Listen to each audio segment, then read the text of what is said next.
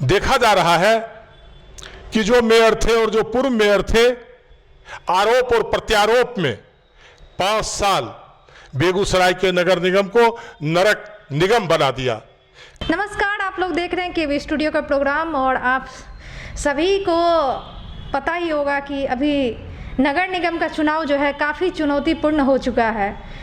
ऐसे में बहुत सारे मेयर, डिप्टी मेयर चेहरे जो हैं सामने उभर के आ रहे हैं, लगभग दर्जनों भर से ऊपर हो चुके हैं। लेकिन अंततः रिजल्ट क्या होगा वो तो वक्त बताएगा और आप लोग भी इस बार सही प्रत्याशी को चुनिएगा। चलिए, आज हमारे बीच ऐसे शख्सियत हैं जो किसी परिचय के मोहताज नहीं है। जी हाँ, आज हमारे साथ रामविलास जी मौजूद हैं और बेगूसराय ही नहीं, अन्य जगह के लोग भी इन्हें बखूबी बहुत अच्छे से जानते हैं। चलिए इनसे मिलते हैं और जानते हैं कि इस बार नगर निगम में ये किस पद से दावेदारी देने जा रहे हैं और साथ ही साथ ये अगर आते हैं तो क्या नया बदलाव लाएंगे बेगूसराय नगर निगम में। नमस्कार सर, आपका स्वागत है हमारे केवी स्टूडियो के इस प्रोग्राम में। बहुत बहुत धन्यवाद सोनी जी आपको। मैं बेगूसराय नगर निगम में मेयर के उम्मीदवार पद पर उम्मीदवारी पेश करूंगा। मैं लगातार 40-45 साल से बेगूसराय में सुख और दुख में जनता के बीच एक कार्यकर्ता के रूप में, एक समाज सेवी के रूप में काम किया हूं। जब नगर निगम के चुनाव का घोषणा हुआ, लगातार प्रत्येक वार्ड के साथियों के दबाव में आकर मैं नगर निगम में मेयर के उम्मीदवार के लिए इसके पूर्व भी मैं घोषणा कर चुका हूं कि मैं बेगूसराय में मेयर के पद के लिए उम्मीदवार हूं। अगर मैं जनता के आशीर्वाद से अगर मेयर पद पर मैं निर्वाचित हो गया तो अभी जो बेगूसराय नगर निगम की जो स्थिति है, ये कहने की आवश्यकता नहीं है कि बेगूसराय नगर निगम की क्या स्थिति है। आजकल तो खासकर देखा जा रहा है कि जो मेयर थे और जो पूर्व मेयर थे, आरोप और प्रत्यारोप में 5 साल बेगूसराय के नगर निगम को नरक निगम बना दिया। कहीं भी बेगूसराय में नगर निगम में सफाई की कोई व्यवस्था नहीं है।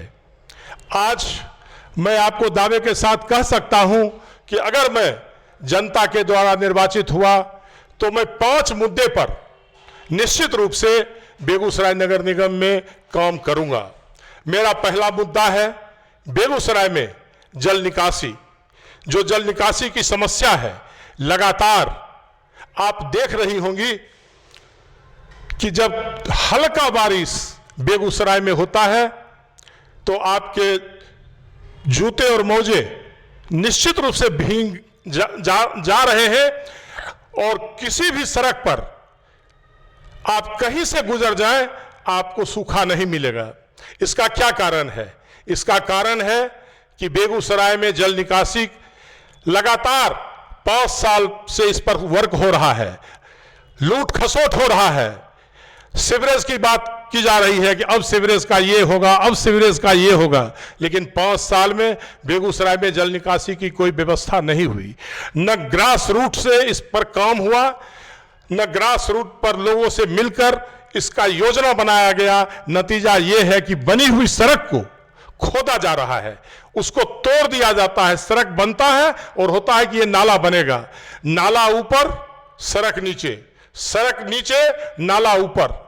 क्या समस्या है ये पता नहीं है। अगर मैं निर्वाचित होऊंगा तो मेरा सबसे पहला काम होगा कि मैं बेगूसराय में जल निकासी की समुचित व्यवस्था करने का भरपूर प्रयास करूंगा और करूंगा, यह मैं दावे के साथ कह सकता हूं। मेरा दूसरा है कि अभी आप काली स्थान चौक से या आप अपनी स्टूडियो से हम तक आए होंगे, हमको लगता है कि 45 मिनट आपका समय जरूर गुजर गया होगा।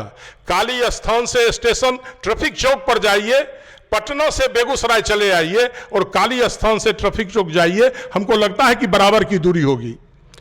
मेरा कहना है कि जब मैं अगर निर्वाचित हो जाऊंगा जनता के आशीर्वाद से, तो मैं निश्चित रूप से आपको कहना चाहता हूं कि बेगूसराय, यह अवध तिरहुत रोड आपके सामने से गुजरी है, जो बेगूसराय का पीडब्ल्यूडी पथ निर्माण विभाग का सड़क है, और यह हर एक चौराहे के आगे जाकर यह NH-31 को टच करती है। अगर यह सड़क मेयर के द्वारा, डिप्टी मेयर के द्वारा लगातार 15 वर्षों में अगर यह सड़क बन गया होता, तो आज ये जाम की जो समस्या है बेगूसराय में, ये समस्या नहीं होती।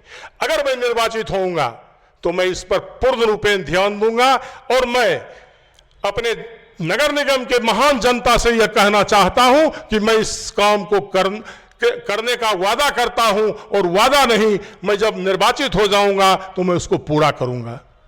मेरा तीसरा प्लानिंग है कि जो फुटकर विक्रेता हैं, जो सड़क पर बैठे हुए हैं, 3 महीना 4 महीना में प्रशासन उठती है और उनको तोड़कर दूसरे जगह ठेला उठाकर नगर निगम में बंद कर दिया जाता है। वह गरीब मजदूर जो चाय का दुकान किए हुए है, जो कपड़ा ठेला पर बेचता है, जो फल बेचता है, वह 2 दिन 3 दिन तक भूखे लगा रहता है, और नगर निगम जाता है और पुनः सड़क पर हो जाता है।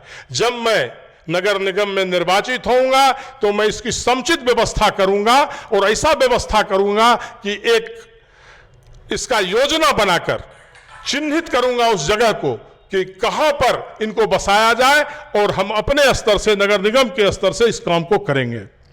चौथा काम मेरा होगा कि अभी जो सुलभ शौचालय या शौचालय की बात हमारे नगर निगम के पदाधिकारी, मेयर, डिप्टी मेयर किया करते हैं, टैक्स लिया जाता है सुलभ शौचालय का, लेकिन कहीं भी सुलभ शौचालय की कोई समुचित व्यवस्था नहीं है।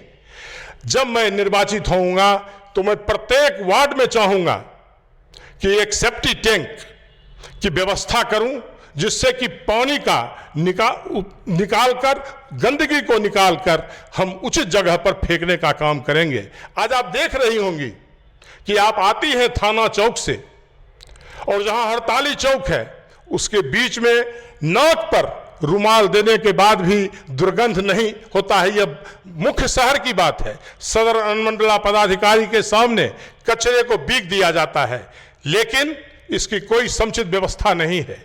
लेकिन अगर मैं निर्वाचित होऊंगा तो मैं इसका दूसरे जगह उसका ढेर बनाऊंगा, उसको खाद के रूप में उसका उपयोग करूंगा, जिससे कि किसानों को फायदा हो, और शहर की को सफाई और चकाचक दृष्टिकोण में मैं देखना चाहता हूं। मेरा इसके बाद का जो प्लानिंग है कि आज बेगूसराय में खेल कूद का कहीं कोई समुचित व्यवस्था नहीं है। एक स्टेडियम है जो गांधी मैदान स्टेडियम के नाम से जाना जाता है, लेकिन उस स्टेडियम में भी नगर निगम के द्वारा जो राजनीति की गई, जब वर्षा होता है तो जो मेयर थे, जो डिप्टी मेयर थे, राविश और मिट्टी गिराकर उस मैदान को और बर्बाद कर दिए। कहीं भी बेगूसराय नगर निगम में कोई भी ऐसा जगह नहीं है कि हमारे घर की लड़कियां जाकर खेले। आज आप जान रहे हैं कि अगर विकास होता नगर निगम का तो बेगूसराय खेल जगत में इतना आगे बढ़ा हुआ था कि यहाँ की लड़कियां, लड़के की बात को छोड़ दीजिए, यहाँ की लड़कियां चले जाइए बरौनी, आपको खेल मैदान है, और वहाँ की लड़कियां किसी भी जगह इंडिया के किसी भी कोने में वह जाकर खेल नहीं की। लेकिन हमको समुचित व्यवस्था नहीं है, मैं उसको समुचित व्यवस्था नहीं दे पा रहा हूं, इसलिए मेरे घर के लड़के और लड़कियां आगे नहीं बढ़ रही हैं। खेल का जो बेगूसराय जिला में जो खेल का एक हब था, फुटबॉल हो, वॉलीबॉल हो, क्रिकेट हो, लोग मोहन बागान के प्लेयर बेगूसराय आते थे, लेकिन आज मैदान के कारण हम उससे भी अछूते रह रहे हैं। ऐसी परिस्थिति में हम अपने साथियों के द्वारा जो निर्णय लिया है, मैं उस निर्णय के लिए नगर निगम के मेयर पद के लिए उम्मीदवार में खड़ा हूं। सर, आप तो वह 5 मूल बिंदु रखे हैं जो कि आम जन को ये सारी परेशानियों का सामना भी करना पड़ता है और साथ ही साथ यह सारी मूलभूत आवश्यकता भी हो गई है। जैसे बेगूसराय से बाहर निकलते हैं तो बच्चों के लिए या जो परिवार होते हैं सैटरडे संडे उनको छुट्टी मिलता है तो वो पार्क जाते हैं घूमने के लिए, पार्क जाते हैं बैठने के लिए। उसी तरीके से बेगूसराय में एक भी पार्क नहीं है, चाहे बच्चे जाएं घूमने के लिए, कहाँ जाएंगे बच्चे? इस पे क्या आपने क्या सोचा है? बेगूसराय में ऐसे ऐसे जगह हैं जहाँ की पार्क बन सकते हैं। मैं आपको बताना चाहता हूँ कि आप इसके कुछ दूर आगे चले जाएं, जो नौलखा मंदिर के नाम से बेगूसराय शहर में प्रसिद्ध है, और वहाँ इतनी जगह पड़ी हुई है, वहाँ कूड़े कचरे बिगे जाते हैं, वहाँ ठेला लगा रहता है, वहाँ कचरा लगा रहता है, लेकिन खेल कूद का कोई बैठने की जगह नहीं है। एक स्टेडियम रिफाइनरी टाउनशिप में है जहाँ हम लोग नहीं जा पाते हैं, जो वहाँ के कर्मचारी हैं, जो वहाँ के अफसर हैं, उनके ही बच्चे उस मैदान में खेलते हैं। इसलिए निश्चित रूप से मैं इस पर ध्यान दूंगा और एक सांस्कृतिक मंच का गठन कर, खेल कूद का गठन कर, और ऐसे जगह में 2-3 जगह जो कि बेगूसराय शहर में चिन्हित जगह है वहाँ पर पार्क बनाने का काम करेंगे, जहाँ की मेरे घर की बहू बेटियाँ, मेरे बच्चे, मेरी बच्चियाँ वहाँ जाकर बैठेंगे। निश्चित रूप से कहना सही है कि कोई भी ऐसा जगह नहीं है कि अगर हम चाहते हैं कि हम बेगूसराय शहर में जाकर आधा घंटा 1 घंटा रिलैक्स करें परिवार के साथ, हम कहीं नहीं बैठ सकते हैं। इसलिए निश्चित रूप से यह एक मुख्य समस्या है और मैं इस समस्या की ओर निश्चित रूप से ध्यान ही नहीं दूंगा। मैं अगर निर्वाचित हुआ तो मैं इसको बनाने का काम करूंगा, मैं ये वादा करता हूं जनता के साथ। सर, इसके अलावा एक और बहुत बड़ी समस्या है जो कि कोरोना काल में उभर के हम लोग के बीच आई थी। अगर कोरोना काल नहीं आता तो हम लोग ये जानते भी नहीं। जो भी बेगूसराय के गरीब मजदूर लोग हैं वो अपने पलायन करने के लिए, अपना जीविकोपार्जन करने के लिए दिल्ली, पंजाब जैसे शहर जाते हैं चंद मजदूरी करने के लिए। नगर निगम में बहुत ऐसे फंड आते हैं, चाहे सड़क का योजना हो, चाहे जनरल जो रोड पे जो भी नल का योजना हो रहा है, उसमें बहुत सारे काम होते हैं जो यहाँ के मजदूर लोग कर सकते हैं। वो अपने परिवार के साथ रह सकते हैं, अपना जीवन यापन कर सकते हैं। तो यहाँ के मजदूर यहीं क्यों ना रहे, इसके लिए क्या आपने कभी नहीं सोचा है? निश्चित रूप से मैं एक सामाजिक कार्यकर्ता हूँ, मैं इस पर ध्यान देता हूँ।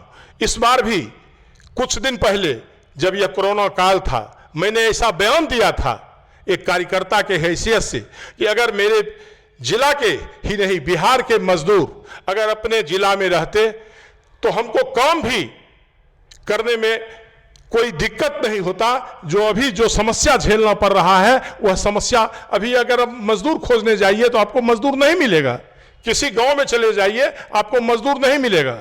लेकिन अगर हम उसकी समुचित व्यवस्था करते, आज सरकार के पास इसकी कोई योजना नहीं है, नगर निगम के पास इसकी कोई योजना नहीं है, लेकिन मैं निश्चित रूप से जब निर्वाचित होकर मेयर के पद पर जाऊंगा तो मैं इस समस्या की ओर ध्यान दूंगा और निश्चित रूप से चाहूंगा कि कम से कम बेगूसराय नगर निगम क्षेत्र के मजदूर बाहर नहीं जाए, वो अपने परिवार के साथ यहाँ रहे और हम लोगों को भी सुविधा होगा, उनको भी सुविधा होगा और हम भाईचारा का रूप बनाकर उनको बेगूसराय नगर निगम में जगह देंगे। चलिए, तो आप बहुत अच्छा सोच रखे हैं, चाहे वो गरीब मजदूर के लिए हो, चाहे वह छोटे बच्चे हो, या चाहे बेगूसराय की आम जनता हो। चलिए, एक और आपसे अंतिम सवाल मैं लेना चाहूँगी। बेगूसराय वासी जो भी हम लोगों को केवी स्टूडियो के माध्यम से देख रहे हैं, आप उन्हें क्या संदेश देना चाहेंगे यह नगर निगम चुनाव को लेकर? नगर निगम के चुनाव को लेकर तो मैं दूंगा ही, लेकिन इसके पहले भी मैं केवी स्टूडियो को बहुत धन्यवाद देना चाहता हूं कि आज जो समाचार पत्र के माध्यम से बेगूसराय की जनता नहीं जानती थी, वह स्टूडियो के माध्यम से, आप लोगों के माध्यम से, आपके कठिन परिश्रम से बेगूसराय नगर निगम में कोई भी जगह ऐसा नहीं है जहां का समाचार बेगूसराय के नगर निगम के वासियों को उपलब्ध नहीं हो जाता है। मैं आप लोगों को ढेर सारा शुभकामना देता हूं कि यह केवी स्टूडियो और आगे बढ़ते रहे, जिससे कि हम लोगों को जो समाचार मिलना चाहिए वह उचित समय पर, नियत समय पर मिल जाता है। इसके लिए केवी स्टूडियो को बहुत बहुत धन्यवाद, आपको भी बहुत बहुत धन्यवाद। तो ये थे रामविलास जी, और इस बार नगर निगम चुनाव में ये भी मेयर पद से दावेदारी इन्होंने दे दी है। अब आने वाला वक्त बताएगा कि क्या होता है, कौन बनते हैं मेयर और कौन बनते हैं डिप्टी मेयर। और सबसे अच्छी बात कि बेगूसराय में कि क्या मूलभूत आवश्यकता है और क्या समस्या है आम जनता को, आज उन्होंने इस प्रोग्राम में, इस इंटरव्यू में उन्होंने ये रखा। चलिए रामविलास जी, आपको बहुत बहुत धन्यवाद। आपको भी बहुत बहुत धन्यवाद। साथ ही आप तमाम दर्शकों को बहुत बहुत धन्यवाद जो भी हमारे चैनल से नए जुड़े हुए हैं। मैं उनसे रिक्वेस्ट करूंगी हमारा चैनल जो कि KBTV बिहार और साथ ही डॉक्टर रोशन कुमार दोनों को फॉलो करें, लाइक करें, शेयर करें, और YouTube channel stars of Bihar उसे सब्सक्राइब करें, बेल आइकन प्रेस करें। मैं मिलूंगी इसी तरीके किसी दूसरे प्रोग्राम के साथ, तब तक के लिए आप सभी का बहुत बहुत धन्यवाद।